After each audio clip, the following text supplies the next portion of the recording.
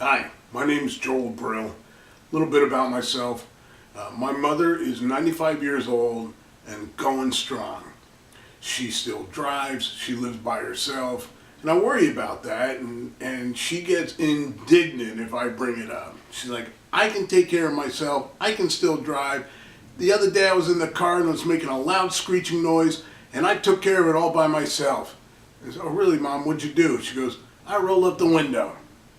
Unfortunately, that screeching sound was her 98-year-old boyfriend as she was backing over him with the car.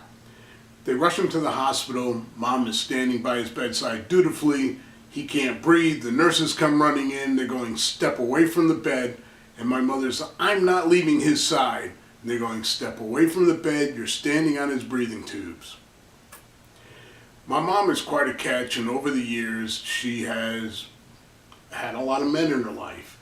After my father died, she ran off to France and met a French guy. They got married, they come back to the States, and the guy says to me, you know, I would like you to think of me as your papa. And I said, well, I think of you more as a faux pas. Unfortunately, that marriage didn't last long because you know how Mom is with loud screeching noises.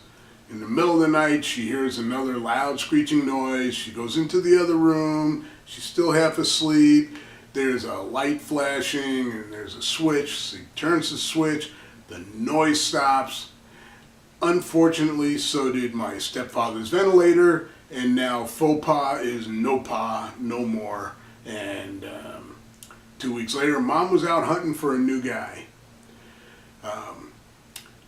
Speaking of the French, I was in a department store. You know what that is. That's like Amazon.com, but real. And I was in the perfume department, and I saw a box of French bath soaps, and I thought, wow, when did the French start bathing? I have a friend who lives in Wales. His name is Jonah. And I grew up in a small town, rural, remote, very sheltered. I moved to Los Angeles as a young man, and LA is a culture shock. I mean, there's weird people, strange cults. I met a woman and she was wearing a Jewish star around her neck, and in the middle of the star was a cross. And when I asked her about it, she said, oh, I'm a Jew for Jesus. And I said, a Jew for Jesus?